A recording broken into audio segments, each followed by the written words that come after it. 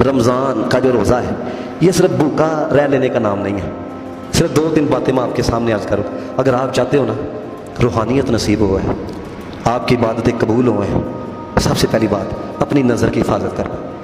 مجھے اپنے ایمان سے بتائیں, اگر آپ 3 گھنٹے کی فلم دیکھ کے رمضان کے روزے کو گزارتے ہو تو اپنے نفس سے پوچھو آپ قرآن پڑھ کے رمضان کیوں نہیں گزار سکتے ہیں؟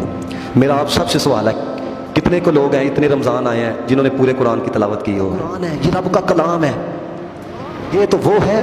یہ دیکھ رہے ہو نا, کخ نہیں پڑھ دیتے. میرے نبی پاک نے فرمایا اس کو دیکھنا بھی عبادت ہے.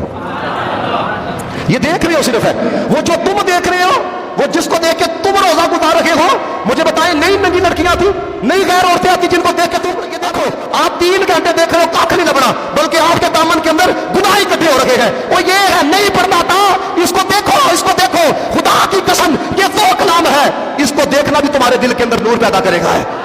اس کو دیکھو اور دیکھ کے محسوس کرو یار یہ میرے رب کا کلام ہے, یار یہ کلام اللہ ہے, یہ رب کائنات نے میں محبوب کے سینے اطہر کے اوپر نازل کیا ہے.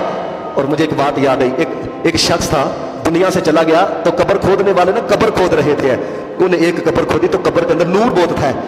کسی سے پوچھتا نا گھر پہنچ گیا تاکہ پتہ لگو بندہ عمل کون سا کرتا. اس کی بیوی بوڑھی ہو چکی تھی. انہوں نے کہا جی بتاؤ جی یہ نور کس طرح ہے؟ انہوں نے کہا وجہ یہ ہے فجر کے بعد جب میرا خاوند دیکھتا نا لوگ قرآن پڑھے ہیں, اس کو قرآن پڑھنا نہیں آتا تھا, گھر آ کے قرآن پڑھتا تھا تو اس طرح انگلی رکھ گیا تھا کہ نہیں یا اللہ مجھے پڑھنا تو نہیں آتا لیکن جو لکھیا تھا سچ لکھیا تھا.